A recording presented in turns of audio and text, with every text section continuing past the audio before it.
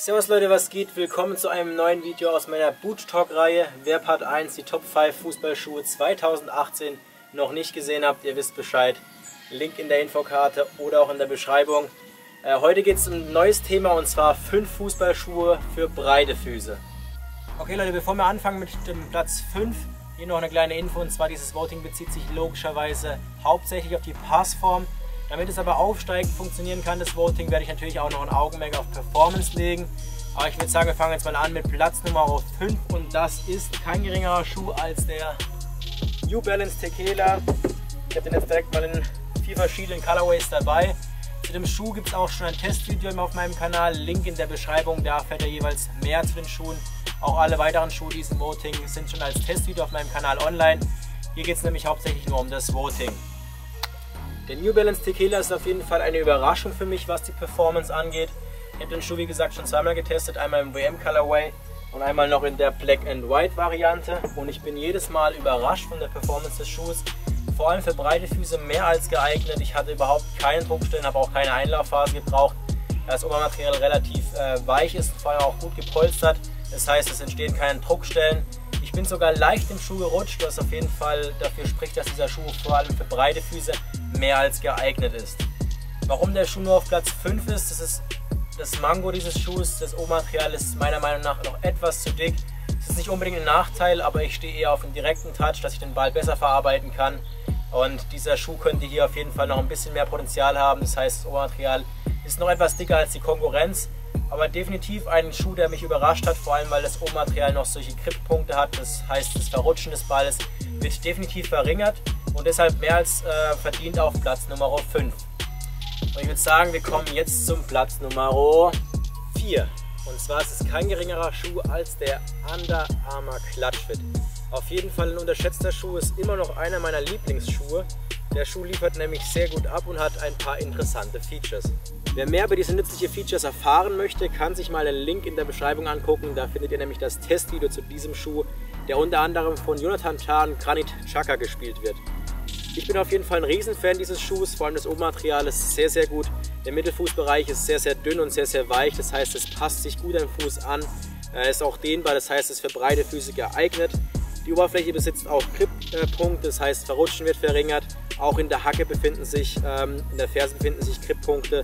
Dadurch wird auch ein Verrutschen innerhalb des Schuhs verringert.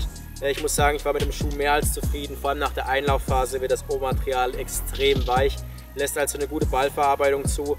Und auch die Haltbarkeit hat mich an diesem Schuh überzeugt und deshalb ist der Under Armour Clutchfit auf jeden Fall verdient auf Platz 4. Und ich würde sagen, wir kommen jetzt zu Platz Nummer 3. Das ist nämlich der Nike Machista. Ein ultra genialer Schuh, leider nur auf Platz 3. Das hat aber auch damit zu tun, dass der Schuh nicht mehr produziert wird. Nike hat die Produktion eingestellt, da der Schuh von einem anderen Silo abgelöst wurde. Man munkelt, dass dieser Schuh auch sich noch in diesem Voting wiederfinden wird. Aber jetzt erstmal zum Nike Machista, ein ultra genialer Schuh, ich bin ein Riesenfan davon. Ich habe den Schuh auch relativ oft gespielt, da ich mit dem Touch von diesem Schuh mehr als zufrieden bin. Das Obermaterial ist sehr, sehr weich, es hat so kleine Wölbungen auf der Oberfläche. Das hilft den Ball besser zu kontrollieren. Ich war ein Riesenfan des Schuhs, vor allem aber auch wegen dem Komfort. Ein ultra genialer Schuh, vor allem für breite Füße, da der Vorderfußbereich, man sieht es ziemlich gut, relativ breit ist. Das heißt, man hat genügend Platz auch für breite Füße. Deshalb war ich mit dem Schuh mehr als zufrieden. Es ist natürlich relativ traurig, dass der nicht mehr produziert wird. Aber dennoch ein ultra genialer Schuh. Auch die Haltbarkeit ist sehr, sehr gut. Ich habe jetzt schon leichte Abnutzungen am Fuß, was Verklebung zwischen Sohle und Obermaterial angeht. Aber ich habe den Schuh auch jetzt ein Dreivierteljahr gespielt. Deshalb ist auch die Verarbeitung sehr, sehr gut an diesem Schuh. Das ist jetzt natürlich ein weißer Schuh, das heißt, die Verfärbung ist schon zu sehen, aber davon muss man auf jeden Fall ausgehen. Aber ansonsten ein ultra genialer Schuh, wie gesagt, auf Platz 3, der Nike Machista. Und ich würde sagen, wir kommen jetzt schon zu Platz Nummer 2 und das ist der Nike Phantom Vision. Ein absolutes Brett dieser Schuh, derzeit auch mein Lieblingsschuh. Vor allem das Obermaterial ist, glaube ich, aktuell das Beste auf dem Markt, zumindest meiner Meinung nach. Dünner geht es kaum, das heißt, man hat einen extrem guten Komfort in diesem Schuh. Der Schuh besitzt das sogenannte Ghost Lacing, das heißt, im Inneren des Schuhs befindet sich eine Socke, die passt sich auch wie gesagt gut an den Fuß an. Darüber befinden sich allerdings noch Schnürsenkel, das heißt, man kann das auch noch ein bisschen personalisieren. Das Ganze wird dann vom Obermaterial überdeckt, das heißt, man sieht nicht, dass der Schuh Schnürsenkel besitzt. Die Passform hat mich in diesem Schuh mehr als begeistert. Ich hatte keinen Druckstellen, habe auch keine Einlaufphase gebraucht. Allerdings hat mich der Schuh vor allem im Bereich Ballverarbeitung noch mehr überzeugt. Wie gesagt, aktuell mein Lieblingsschuh, der Touch ist ultra genial. Die Oberfläche besitzt sehr, sehr viel Grippunkte, das heißt, man hat eine optimale Ballverarbeitung, eine direkte Ballverarbeitung. Ich kann auf diesem Schuh generell eigentlich nichts Schlechtes sagen. Ihr werdet gleich erfahren, warum er nur auf Platz 2 ist.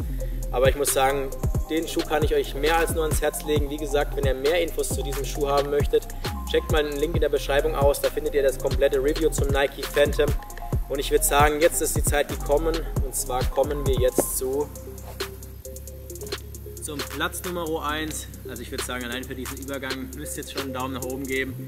Und zwar der Platz Nummer 1 ist der Puma Future. Warum genau, das erfahrt ihr jetzt. Wie bereits erwähnt, habe ich das Augenmerk hauptsächlich auf die Passform gelegt, logischerweise, weshalb der Puma Future jetzt auf Platz 1 ist und nicht der Nike Phantom Vision. Denn der Puma Future besitzt die sogenannte NetFit-Technologie, was erlaubt, den Schuh personalisiert zu schnüren, das heißt auf deinen eigenen Fuß anpassen. Und ich würde sagen, im Bereich Passform ist das absolut das nützlichste Feature, das es derzeit auf dem Markt gibt. Das heißt, wenn man einen breiten Fuß hat, kann man die Schnürung weiter außen anlegen oder umso weiter außen anlegen, dass man keine Druckstellen hat. Das Obermaterial ist auch sehr, sehr weich, auch die NetFit-Socke passt sich hervorragend dem Schuh an. Ich hatte in dem Schuh nirgends Probleme, in keinem der 4 Modellen. Wie gesagt, dazu gibt es natürlich auch noch separate Testvideos, einmal zum Antoine Griezmann Schuh, zum Marco Reus Schuh und auch zum Ganzen ohne Schnürsenkel, ob das auch ohne Schnürsenkel funktioniert, da die NetFit-Socke eigentlich einer der besten auf dem Markt ist, meiner Meinung nach. Ich habe mich in allen Schuhen mehr als direkt wohlgefühlt. Ich habe in keinem dieser Puma Future Schuhe jemals eine Einlaufphase gebraucht, da das Obermaterial sehr, sehr weich und sehr, sehr dünn ist.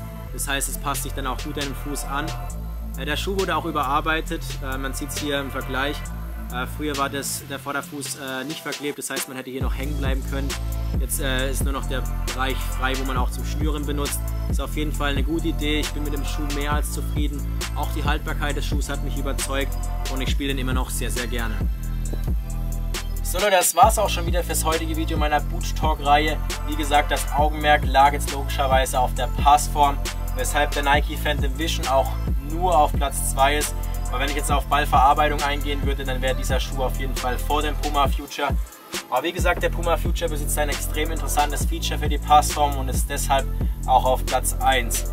Ich würde mal gerne eure Meinung wissen. Schreibt mal einen Kommentar, ob ihr mit dem Voting einverstanden seid oder ob ihr einen Platz ändern würdet.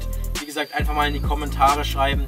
Könnt ihr auch gleich noch einen Kommentar da lassen, zu welchem Thema das nächste Boot Talk Video kommen soll. Also wie gesagt, alles in die Kommentare. So, ich würde sagen, das ist genug für heute. Wie gesagt, zu allen Schuhen aus diesem Video gibt es schon separate Testvideos auf meinem Kanal. Alle Links in der Beschreibung. Wenn euch das Ganze gefallen hat, dann zeigt es mit einem Daumen nach oben. Wenn das Ganze wieder so gut ankommt wie Part 1, wird auch schon bald das nächste Boot Talk Video kommen. Deshalb nicht vergessen, abonnieren und die Glocke aktivieren, dann verpasst ihr keine Videos mehr. Ich bin raus, macht's gut. Ciao.